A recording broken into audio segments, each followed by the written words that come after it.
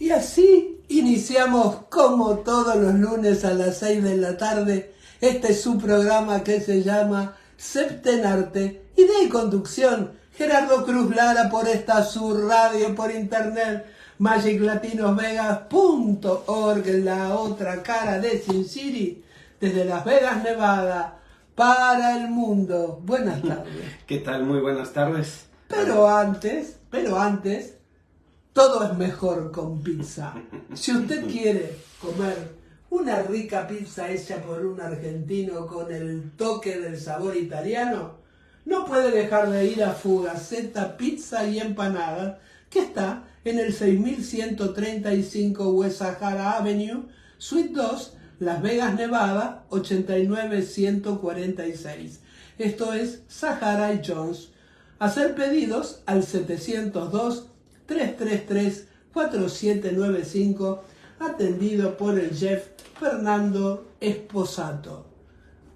Buenas tardes. ¿Qué tal? Muy buenas tardes. Hoy la voz me sale media, como verás, estoy mal. Sí, Así pero que no te preocupes, acá entre todos nos encargamos.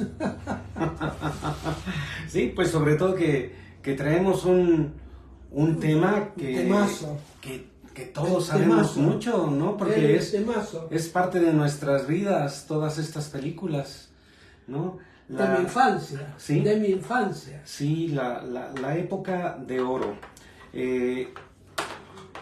Quise encontrar, bueno, primero la definición, ¿no? ¿Qué es la época de oro, ¿no?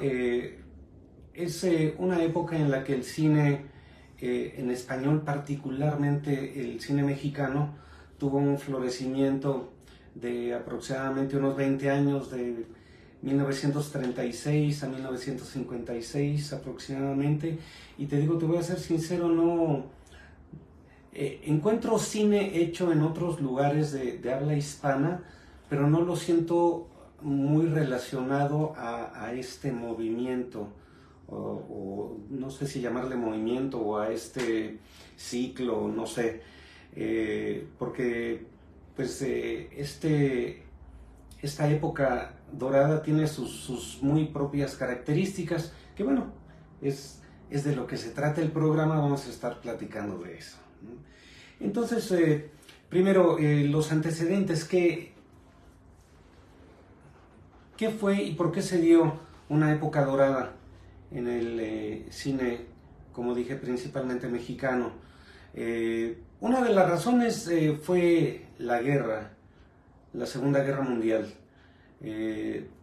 Evidentemente, por esas razones, tanto en Estados Unidos como en Europa, pues el cine dejó de ser una prioridad como entretenimiento y empezó a ser una prioridad más bien a nivel propagandístico, con todos los involucrados, ¿no? De hecho, me metí a varios países, entre ellos me metí a Argentina a investigar, y encontré poco, y todo lo que encontré era bueno, si no todo, la gran mayoría era relacionado con guerra, eran temas de guerra, ¿no? Aunque pues la participación de Argentina pues fue muy indirecta, ¿no? en ese tiempo, pero no sé si fue por la gran influencia europea en la cultura argentina, que pues se involucraron por lo menos ideológicamente mucho. Pero bueno, hubo otras cuestiones.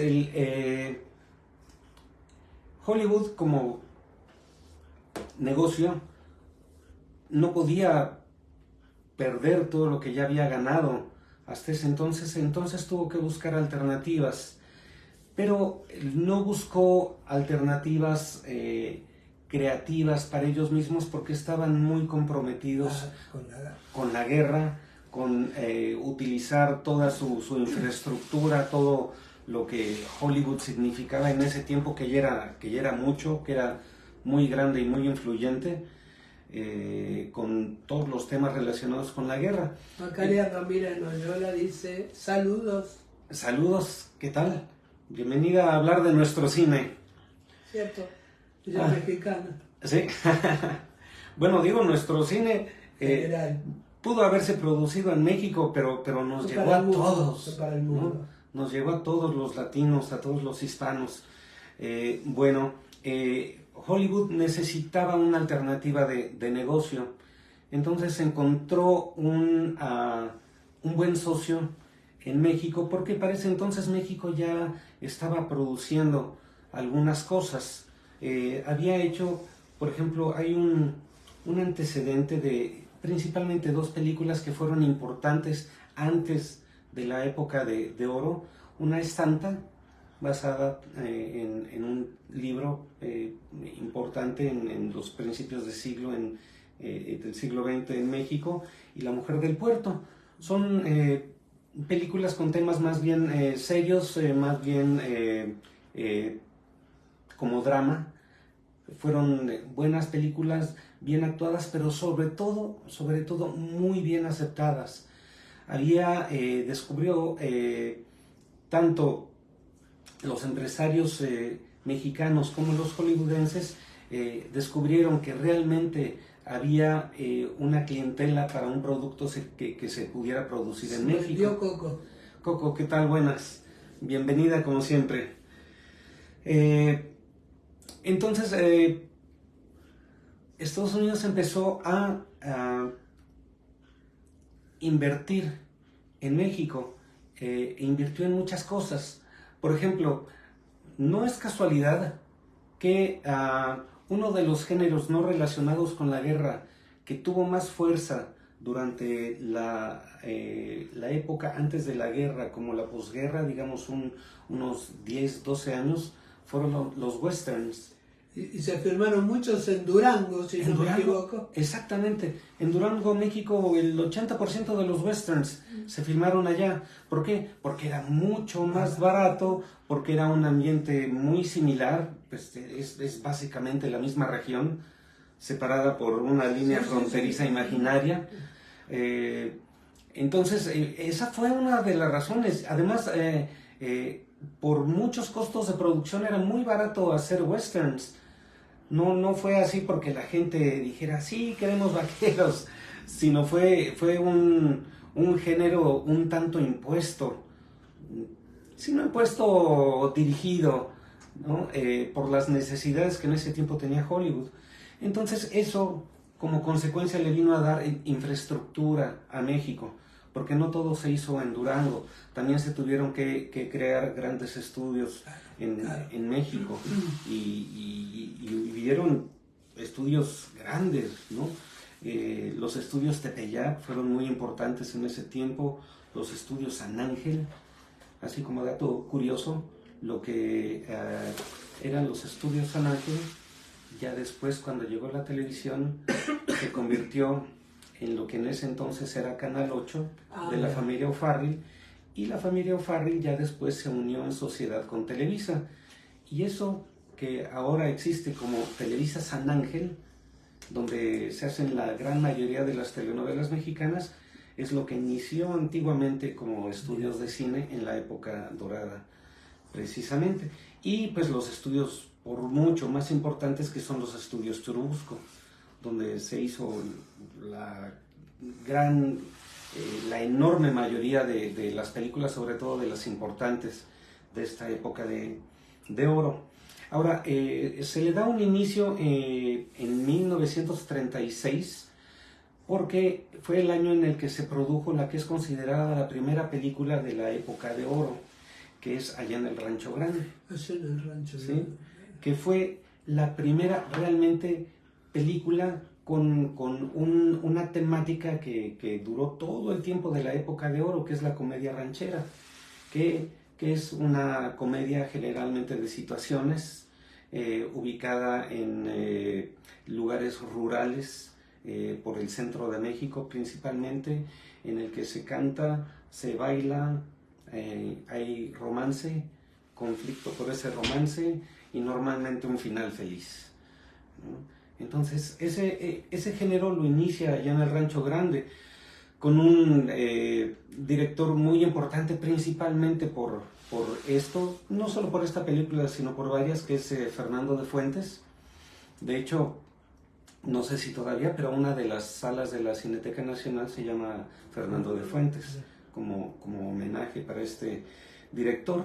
Los actores fueron Tito Guízar, que era más cantante, pero no muy buen cantante, pero bueno, y Esther Fernández, que poco duró ella en la industria después de esto, o no tuvo ya después así cosas de mucha relevancia, pero fue muy importante esta película porque fue un hitazo.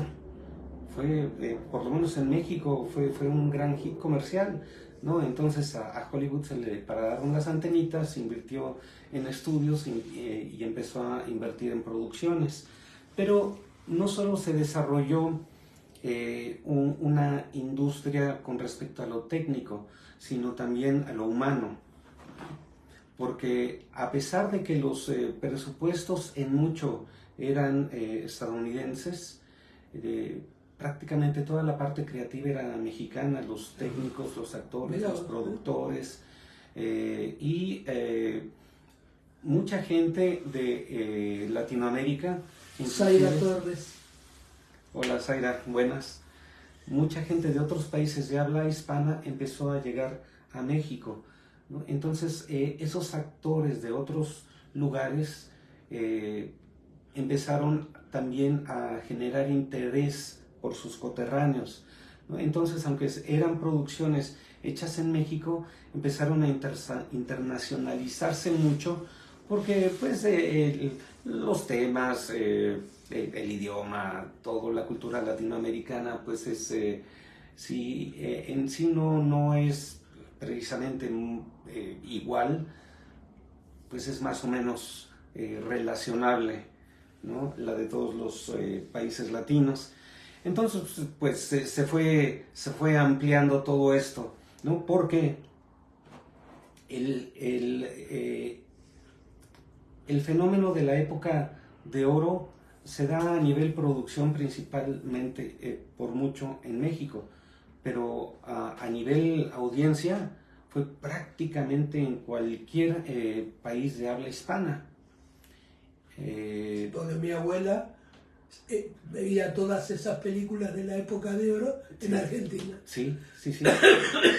Inclusive ya después relacionan el suceso del Chavo del Ocho, lo relacionan mucho con lo que pasó en la época de oro, pero pues ya en un nivel muy distinto, televisión que era más fácil, pero lo relacionan por lo lejos que llegó y lo profundo que estuvo, ¿no? Porque pues creo que también todos en nuestros países crecimos con el Chavo del Ocho, ¿no? Nos puede gustar más o menos, pero se arraigó también mucho, ¿no? Inclusive en Brasil. Pero bueno, Hollywood sigue produciendo sus westerns en México, sobre todo como tú dices en Durango, pero había en varios lugares en la parte norte de México donde se producían, pero sí, evidentemente Durango fue el más importante.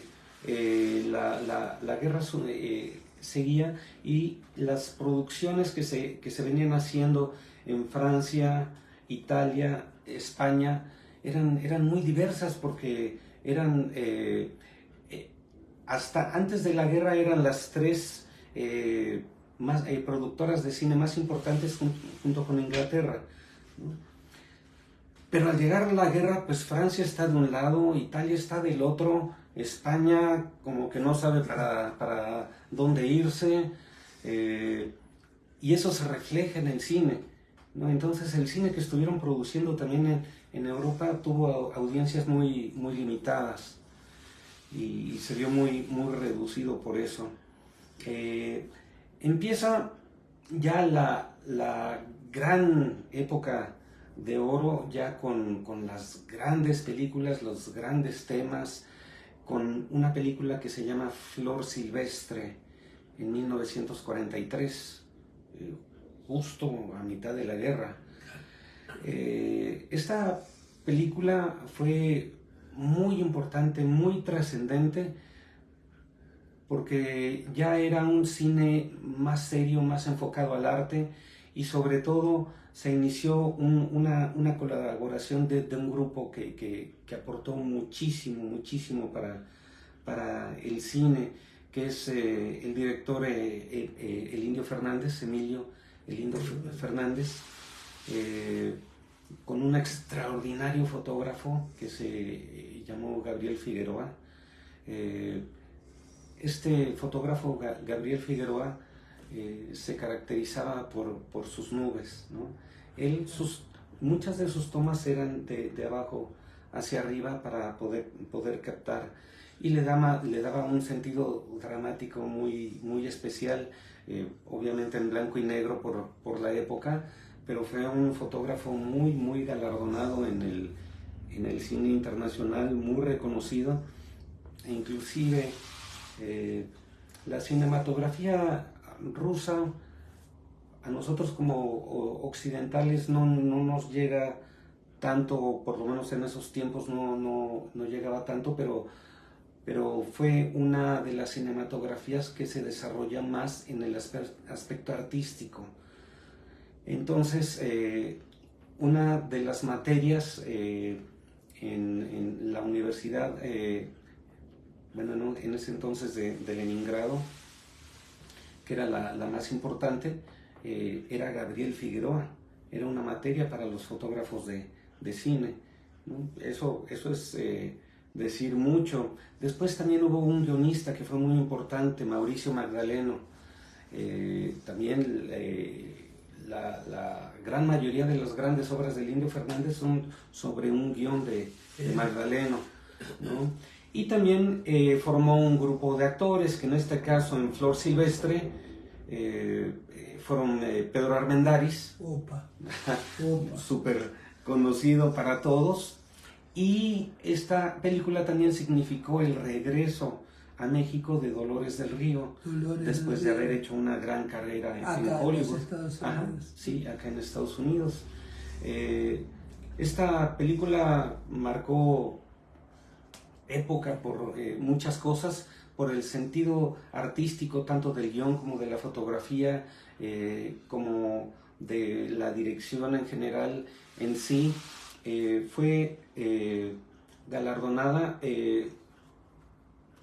en algunos festivales internacionales que ya corrían por ese tiempo, y fue la que inició este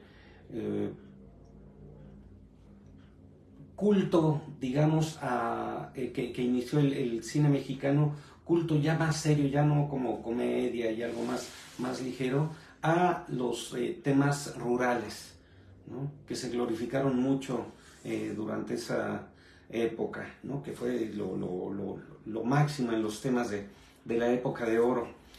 Vienen dos películas muy importantes después del Indio Fernández, que ya lo encumbraron en la cinematografía mundial. La primera, María Candelaria, que le dio el Festival de Cannes el premio mayor. En ese entonces no se llamaba Palma de Oro, pero era el equivalente. El equivalente, el premio principal del Festival de Cannes.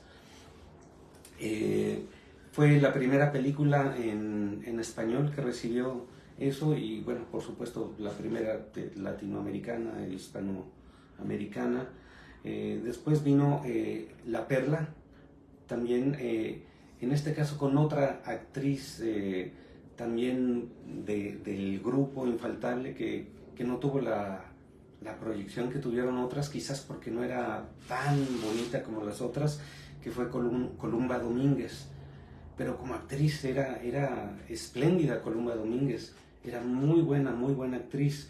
Ella estuvo en La Perla, y esta película también fue la primera mexicana en el idioma español en ganar un Globo de Oro acá, ¿no? Que la industria hizo muchos esfuerzos por no perder sus eventos que eran promocionales, como los Óscares y todo eso, ¿no? Que son eventos para Hollywood muy promocionales de sus productos. No solo el galardonar la excelencia en los distintos puntos que involucran al cine, sino también es una promoción muy grande de sus productos.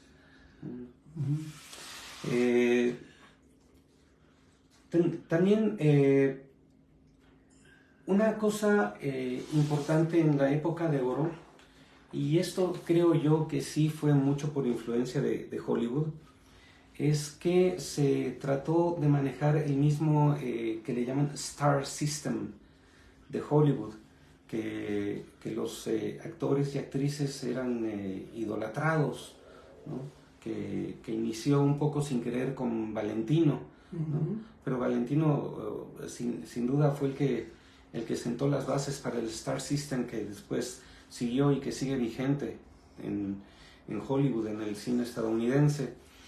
Se empezaron a tener un grupo de actores y actrices que se repetía mucho, porque eran fórmulas muy probadas y comercialmente eran muy buenos, y algunos también tenían la parte artística muy bien cubierta, aunque hubo una particularidad aquí en las producciones mexicanas de la época de oro, en la que el actor, actriz, no era tan dependiente de los estudios.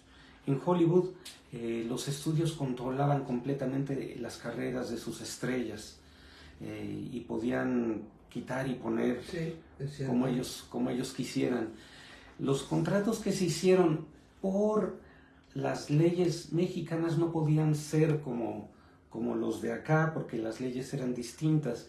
Entonces eso le dio cierta libertad a los actores para desarrollarse de otra forma y no estar tan agarrados del pescuezo, ¿no? Como estaban los actores de Hollywood. Eso hizo que actores pudieran trabajar con una gran diversidad de productores. Por ejemplo, Cantinflas, que es parte importantísima de esta época de oro, trabajó prácticamente con todos los productores de la época, y él venía de lo que llamaban en México la carpa, ¿no? que era una especie como de teatro de comedia, pero una carpa pequeña, así como de circo, que iba de pueblo en pueblo. De ahí venía Cantinflas, y Cantinflas se fue desarrollando y fue saltando en importancia de compañías productoras, y ya después llegó a trabajar pues en Hollywood, en Europa, en muchos lados, ¿no? Pero pues ya él era el que escogía. Pero cuando fue desarrollando su carrera, algo que le ayudó mucho para desarrollarla de la manera en la que la pudo desarrollar fue el poder tener alternativas de casas de producción. Claro.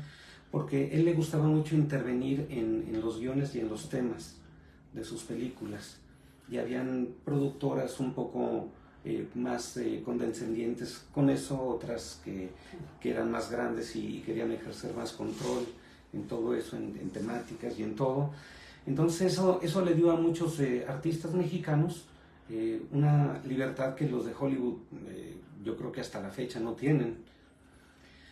Bueno, como dato curioso, terminó ya la huelga de actores de Hollywood con muchas ganancias para ellos, y al parecer todavía no se dan los detalles, pero al parecer con una protección importante sobre la inteligencia artificial, porque pues ya en las redes sociales pues ya hay muchos personajes de inteligencia artificial famosos, ¿no? Y que están compitiendo con la gente real, ¿no? Entonces, al parecer los actores, así como los escritores, lograron defender un poco su trabajo a través de un buen contrato. Pero esto es así como dato curioso, ¿no? Porque esa protección en la época de oro en el cine mexicano sí la tuvieron. Bueno, también algo importante en la época de oro fueron los géneros los temas. Y fueron varios géneros, pero que sí se llegaban a repetir mucho. Algunos más, algunos menos. El principalísimo, como ya lo comentamos, es la comedia ranchera. Y en esta pues están todas las de Jorge Negrete, todas en las que sale de ranchero Pedro Infante, la gran mayoría de los Soler. Y si te fijas, en la comedia ranchera se repiten mucho ciertas temáticas, ¿no? El pobre es bueno, pero valiente, fuerte, con muchos valores, ¿no? Y los de dinero son un asco, ¿no? En su mayoría, todos, ¿no? Como temática, ¿no? Entonces, pues evidentemente estos temas con la mayoría de la población, pues entraban muy bien. Aparte del carisma de los intérpretes, que son los que vamos a dejar un poquito al último, ¿no? Perdona que hoy no hable tanto, pero cada vez que hablo toso. No te preocupes, aquí estamos de cualquier manera platicando de lo que nos gusta, ¿no? Exactamente. Zaira dice saludos. Saludos, Zaira. Después también un cine que se dio mucho, y este fue motivado por los músicos, bailarines y actores que llegaron principalmente del Caribe a incorporarse al cine mexicano, que es el llamado cine de rumberas. Tongolele, Ninón Sevilla y todas esas, inclusive se habilitaron como rumberas, algunas que no eran rumberas en lo absoluto, ¿no? Y que se les notaba, ¿no? No sé si recuerdas a Ana Berta Lepe. Ella fue muy famosa en México porque llegó a tener un segundo o tercer lugar, algo así, en Miss Universo, cuando pues las latinas ni las volteaban a ver, ¿no? Entonces eso le dio una carrera en el cine nacional y la quisieron habilitar también de rumbera, pero no daba el corte. No daba, ¿no? Sobre todo con rumberas tan naturales como Ninón Sevilla, que sí era,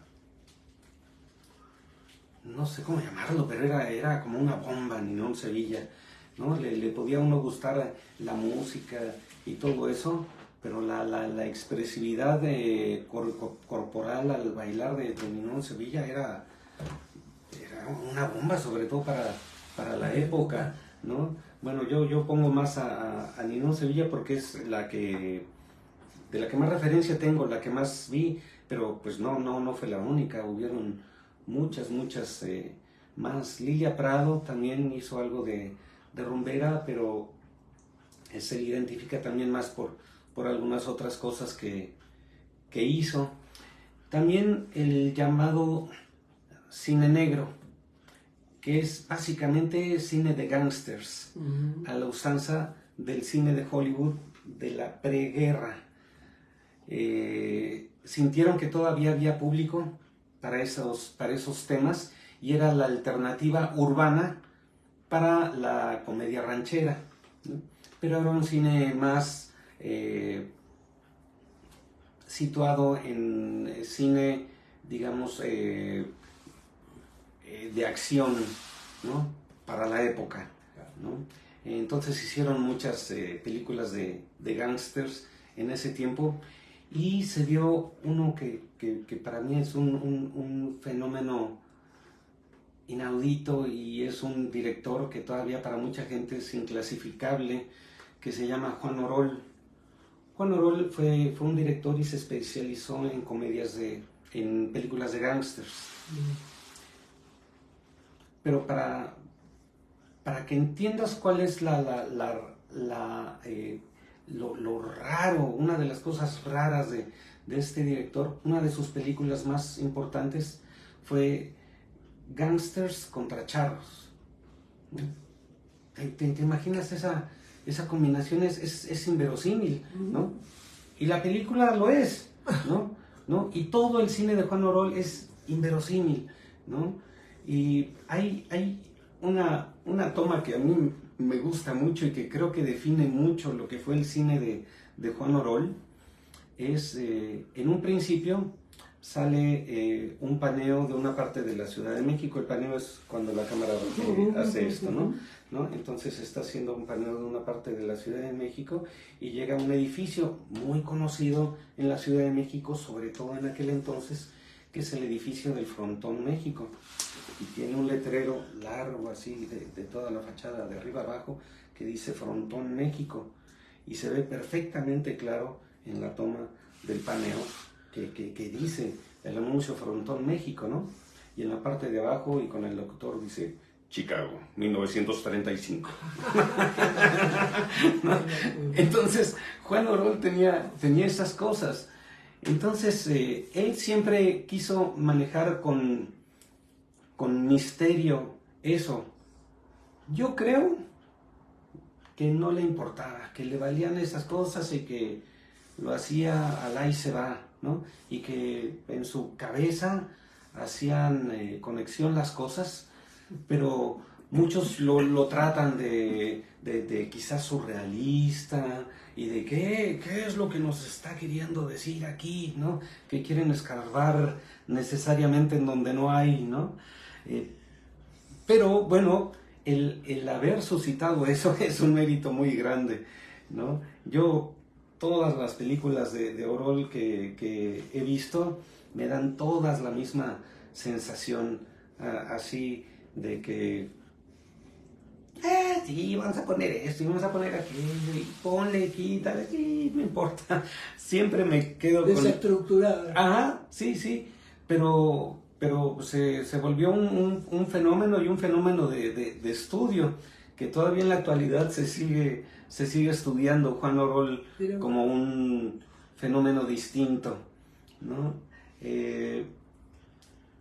Pero bueno, tampoco fue muy trascendente en la época, comercialmente un poco más, pero sus películas no calaron así, digamos, hondo. Tú dices a cualquier mexicano el Indio Fernández y muchísimos lo van a conocer, ¿no? Sí, les dices Juan Orol y nadie va a saber. También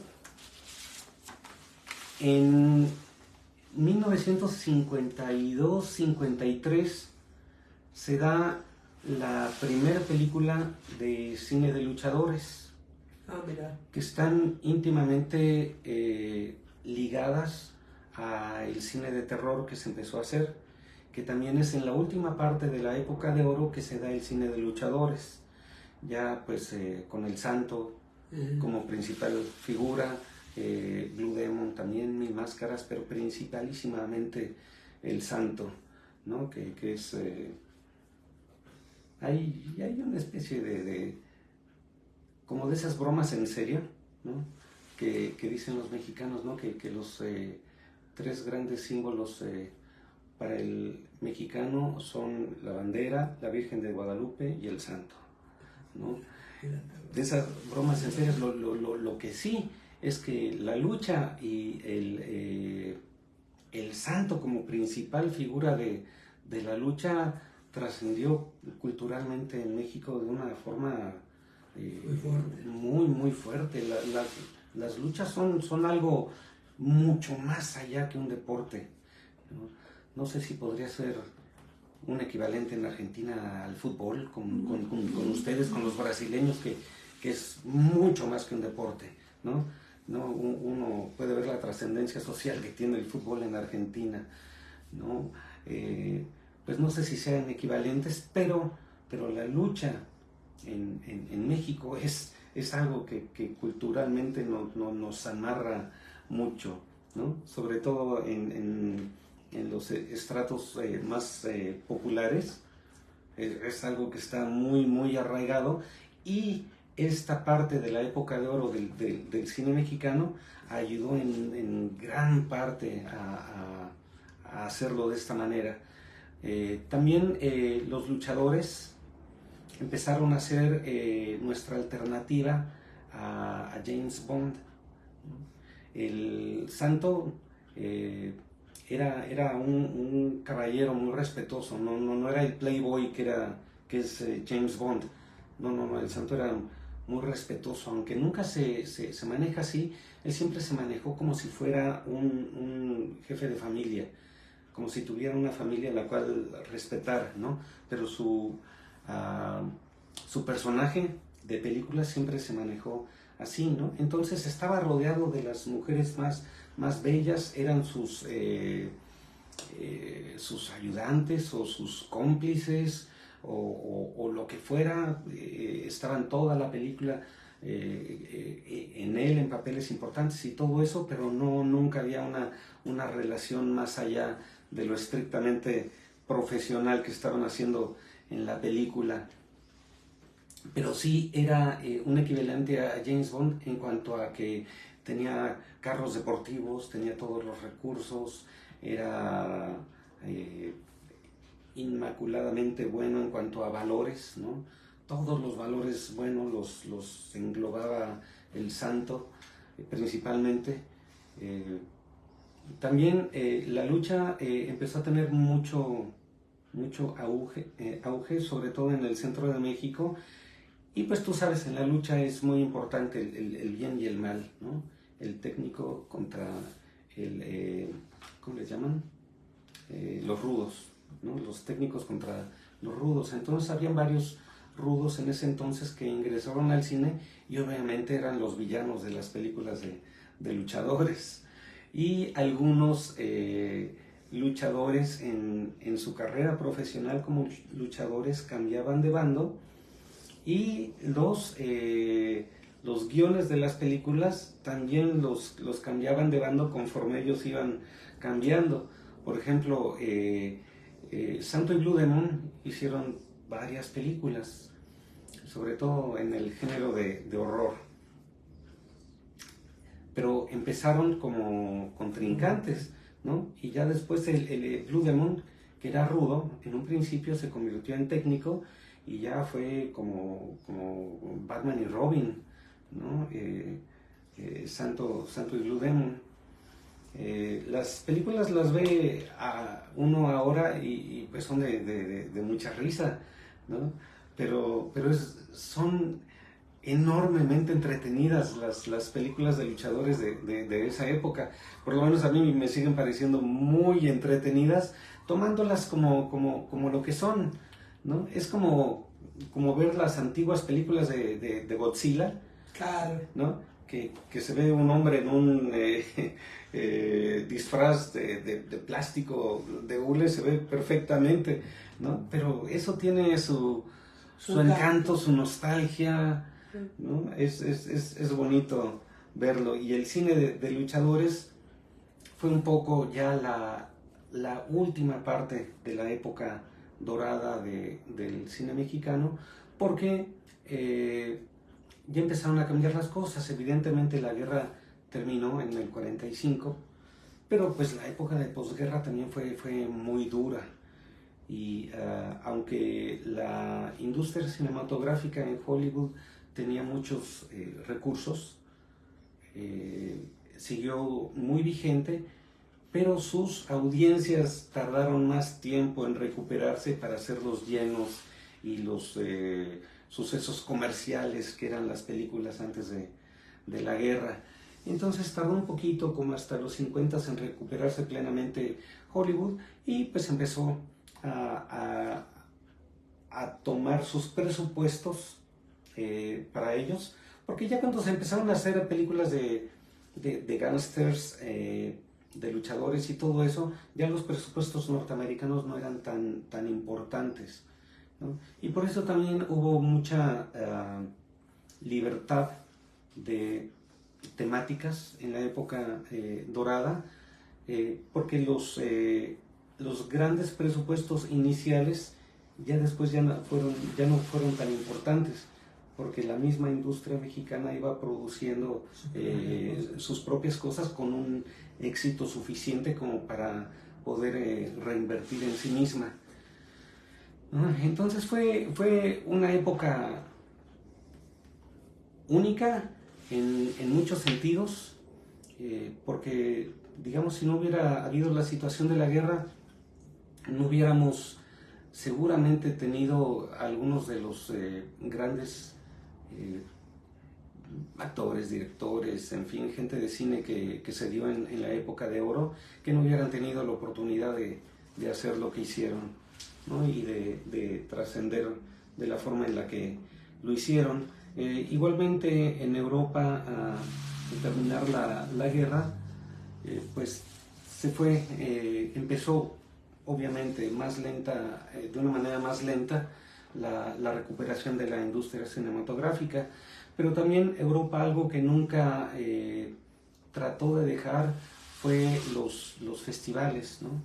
Los festivales, el Festival de Cannes, por ejemplo, se siguió haciendo, creo que se interrumpió un par de veces nada más, pero hicieron hasta lo imposible porque no se quitara. En Estados Unidos, pues obviamente los Óscares y todo eso, ¿no? Y pues llegamos un poco más de la mitad del programa, pero antes, la segunda entrega de Literarte, este sábado 18, donde va a haber 30 expositores y escritores, algunos noveles, otros los ya conocidos, y va a ser de 12 del mediodía a 5 de la tarde en el Ayuntamiento de North Las Vegas, que está en el 2250 en Las Vegas Boulevard, Las Vegas, Nevada, 89030.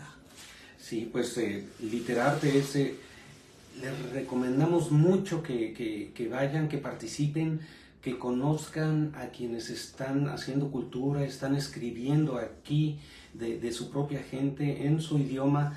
Es un evento en el que van a conocer a esos escritores, van a conocer de su obra, van a saber quién está haciendo qué grupos hay. Es un evento muy importante y que pues sería magnífico que todos los que podamos lo vayamos a apoyar. Me siento afortunado porque muchos de los escritores que van, son mexicanos, ¿no? Sí, pero sí. No es lo que iba a decir, que son amigos, ¿no? Obvio. Es gente que pero yo conozco, gran con la que porcentaje comparto. son mexicanos. Pues por cuestiones obvias, ¿no? Sobre todo en esta parte del país, ¿no?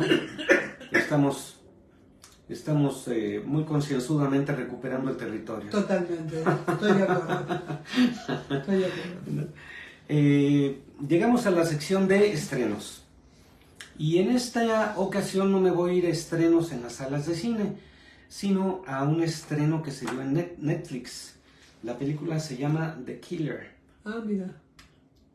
Muy buena película, ¿eh? Ya la vi. Esta sí la vi. Es de los pocos estrenos que puedo nombrar aquí que ya vi.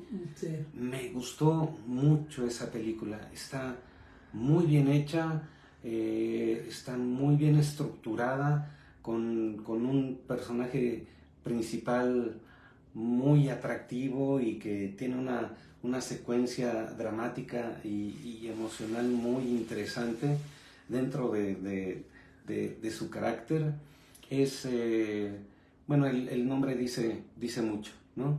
Es un asesino a sueldo que, así en términos generales, su actividad lo empieza a perseguir a nivel personal y lo va resolviendo de una forma muy, muy interesante.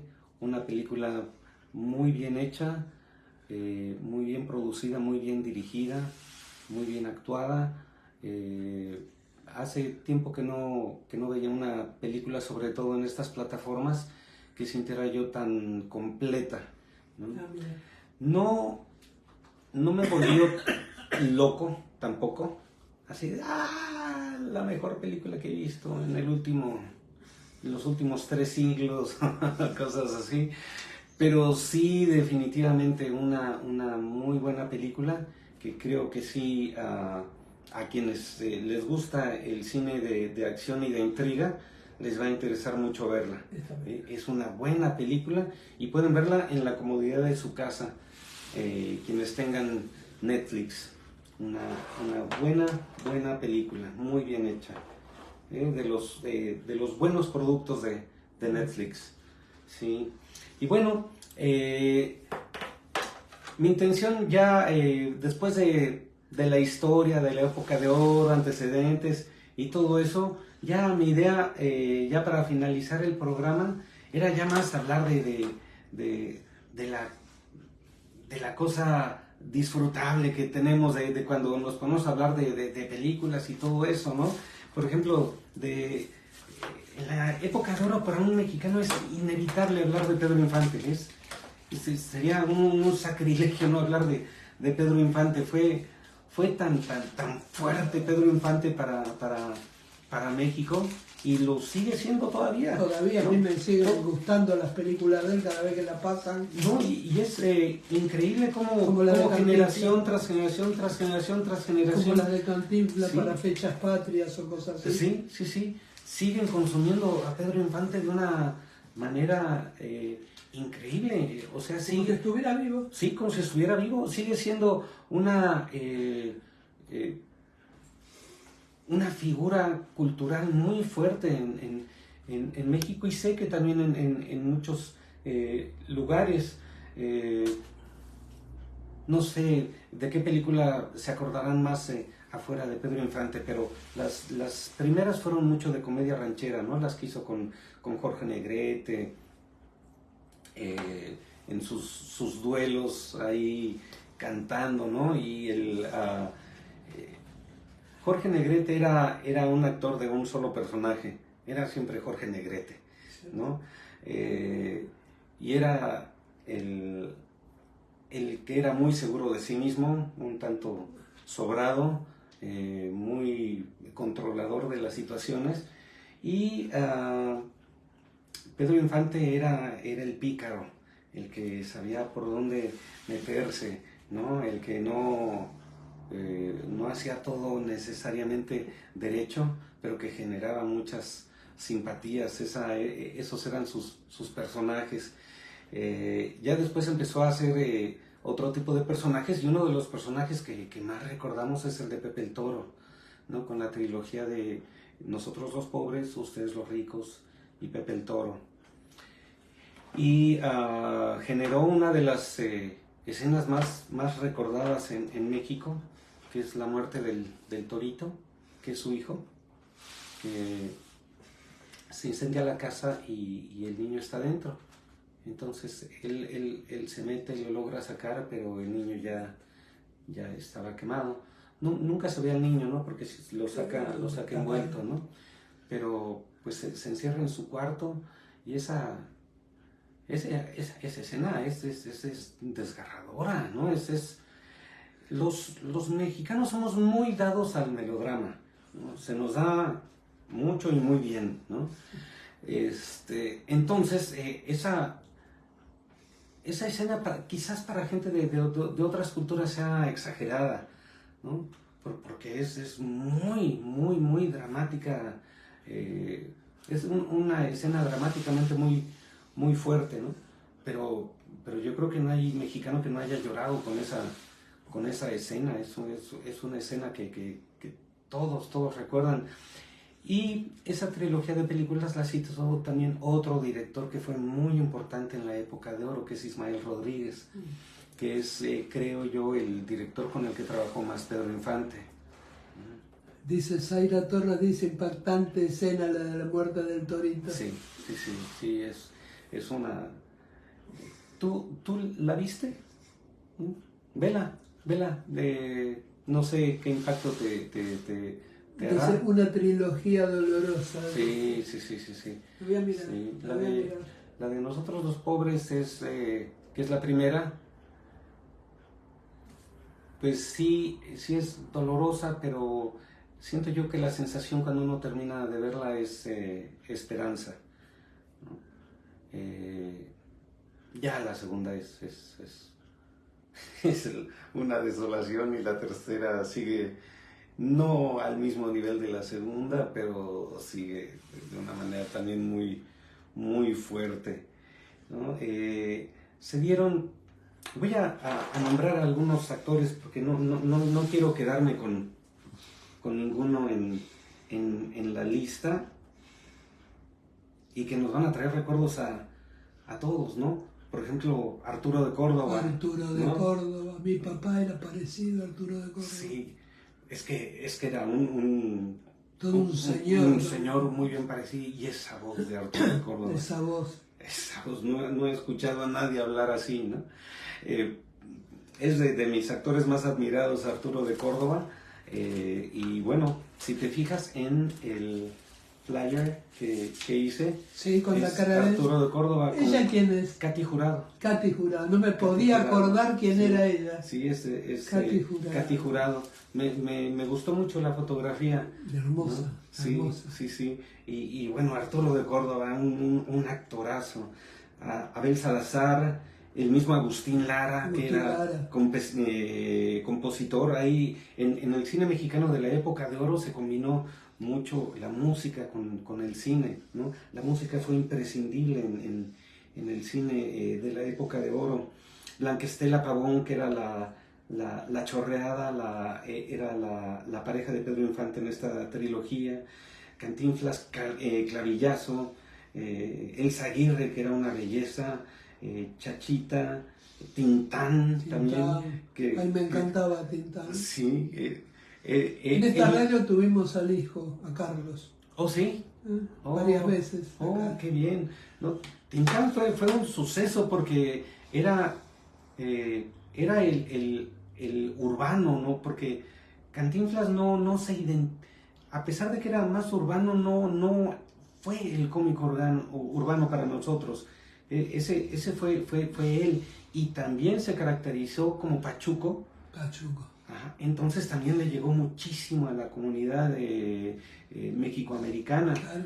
¿no? Y un gran cómico. Ignacio López Tarso también hizo algunas cosas, y para mí el actor de comedia más grande que dio el cine mexicano es Joaquín Pardavé. Ay, sí, ¿no? Sí, no, sí. No era el cómico como Cantinflas, como Clavillazo, era más bien de comedia teatral, ¿no? Pero era magnífico Joaquín Pardavé. A mí me gustaba mucho como actor Joaquín Pardavé. Luis Aguilar, María Félix, la doña, cómo no nombrarla, Resortes, la misma Silvia Pinal. Silvia Pinal, toda una institución sí, también. Sí, que hizo muchas cosas, que sigue viva.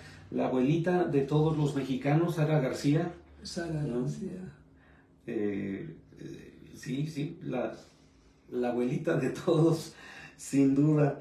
Y también tenía por aquí una lista también de películas. Las voy a ir nombrando por época. Seleccioné, son como unas 20, 25.